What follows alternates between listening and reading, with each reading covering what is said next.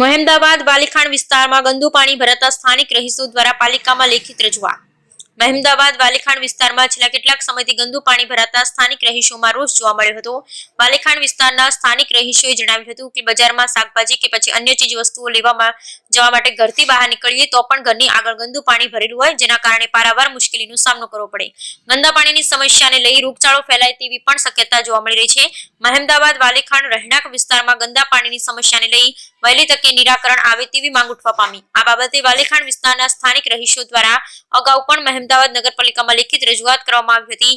તેમ છતાં સમસ્યાનો ઉકેલ ન આવતા ના છૂટકે બીજી વખત લેખિત રજૂઆત કરવામાં આવી. ગંદા પાણીની સમસ્યાને લઈ મહેમદાવાદ નગરપાલિકા દ્વારા કામગીરી હાથ ધરવામાં આવશે કે કેમ તે હવે જોવું રહ્યું. Bureau report Vijayshree Sodha, Kathla. અર્જનાબેન મેહબૂબભાઈ વોરા.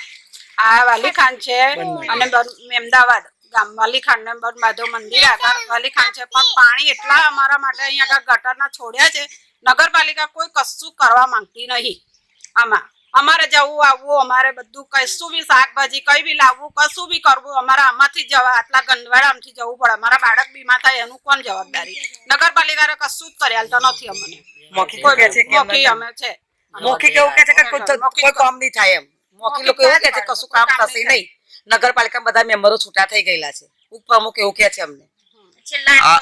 આ બાબત તમે લેખિત રજૂઆત કરી કે અમે રજૂઆત બબે 3 વાર કરી દીધી છે, અરજી આપી એક વખત કરી મહાબતા અને નરસુબા તારીખ કરેલી હતી. કરીમ બાબા હવા બી આવી ગયા છે અને નજી રસૂલ બી આવી નહીં ગયા છે, જોઈને ગયા છે. એ 8 મહિના 6 મહિનાથી થઈ ગયું છે, કશું બી કરવામાં આવ્યું નથી હજુ લગીને. આજે તમે બે વ્યક્તિઓના નામ લો છો, એ કોણ છે? એ મેમ્બર છે કરીમભાઈ મેન નગરપાલિકાના રસુબે પાણી ગયા પણ કશું થતું નહીં એમ. એમણે બી કોશિશ કરી છે, એ બી મેમ્બર છે. એમણે બી કોશિશ કરી પણ કશું થતું નથી આ લોકોને. આ છેલ્લા કેટલાક સમયથી આ પ્રશ્ન છે? આ 6-7 મહિના 8 મહિના ગણો તો છે. ચોમાસું ગયું પણ આવું નવું જ છે. 8 મહિનાનું એટલે ચોમાસાનું પાણી ભરાય છે, પણ ચોમાસા પછી બી આવી જ પવિત્ર છે. નવામાં જ જવાનું છે. આવા જ ગંદવાડામાં અમારે પગ મૂકવામાં આવે છે.